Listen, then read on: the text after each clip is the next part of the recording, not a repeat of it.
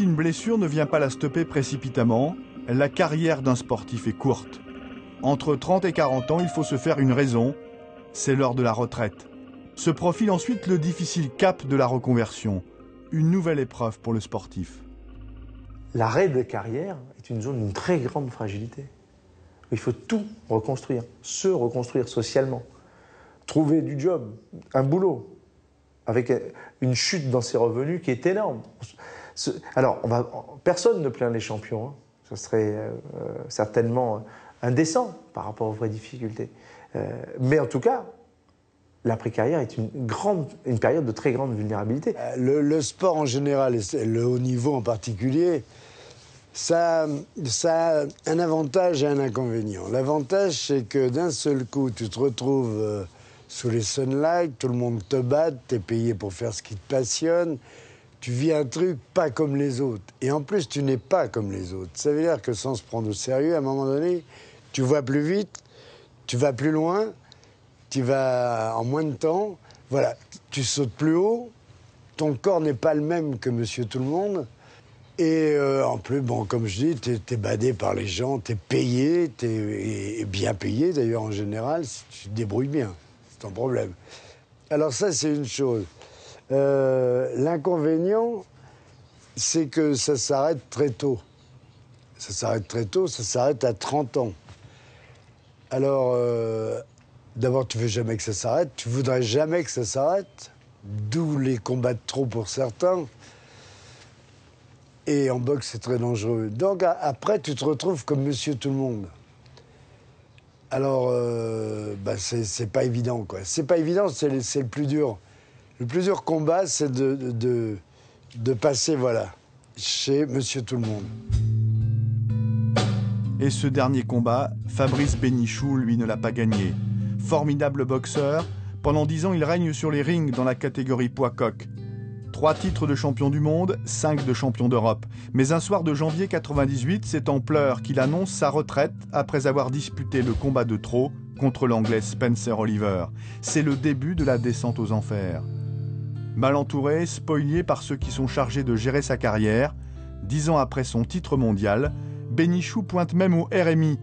Il est au bout du rouleau. C'est une anecdote que je peux raconter aujourd'hui avec du recul, car ce que j'ai vécu était...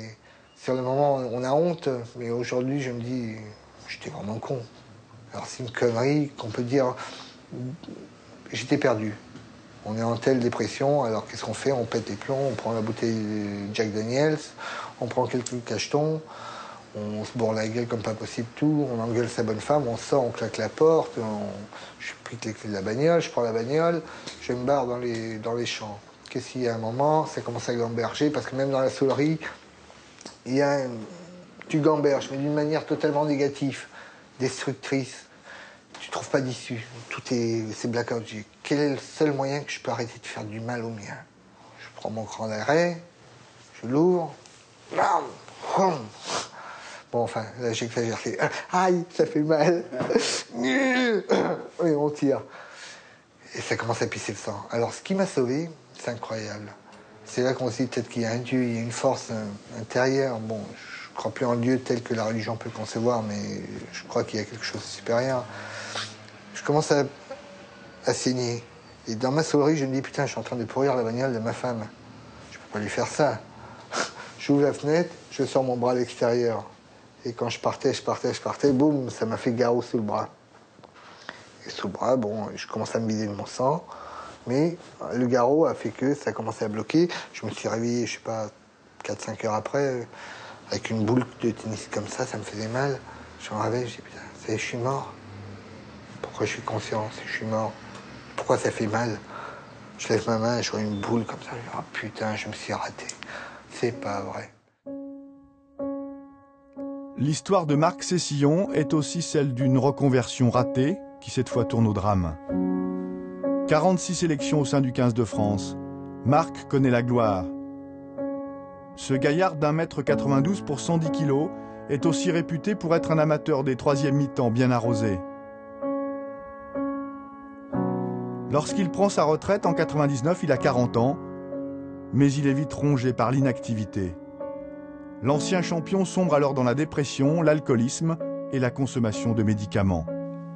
Le 7 août 2004, au cours d'une soirée chez des amis, Marc Cessillon, ivre, tue de 5 coups de 357 Magnum son épouse, qui venait de lui annoncer son intention de divorcer. 2 ans plus tard, il est condamné à 20 ans de réclusion.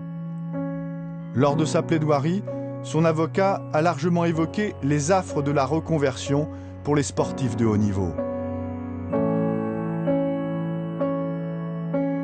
C'est que c'est un garçon qui a eu une impossibilité de se reconvertir, et malgré d'ailleurs des gens qui ont voulu l'aider, hein, à tel point qu'à l'époque des faits, il jouait encore dans un club de je ne sais pas quelle division, à 40 et quelques années, qu'il n'avait aucun horizon professionnel, qu'il était dans des conduites de consommation d'alcool abusive, excessive. Il était ivre-mort souvent, et ça se savait. C'était une espèce de bombe à retardement. Donc, il était probablement alcoolodépendant, très probablement. Il était probablement en dépression. L'alcool majeur atténue et majeur et nourrit la dépression.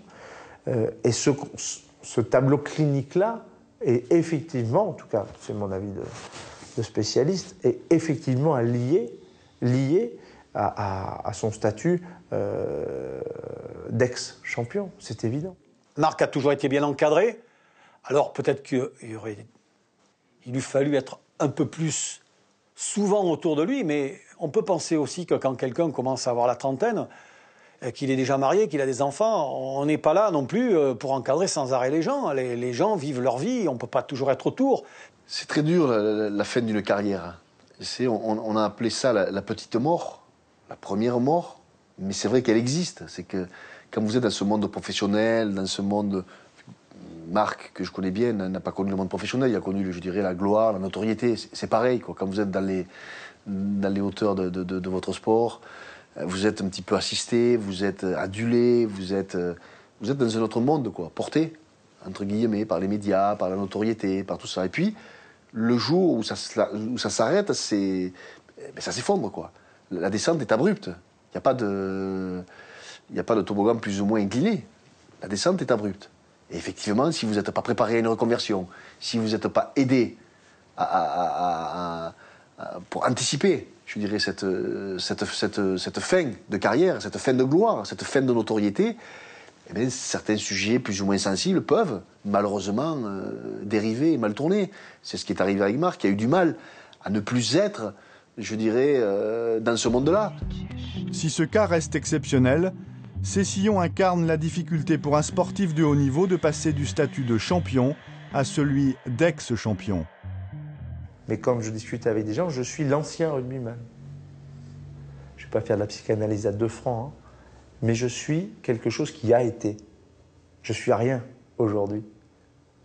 Encore une fois, je ne tire pas la bobine psychanalytique, je déteste ça. Mais quand tu es champion, tu restes ça. Comme si ta vie était restée là.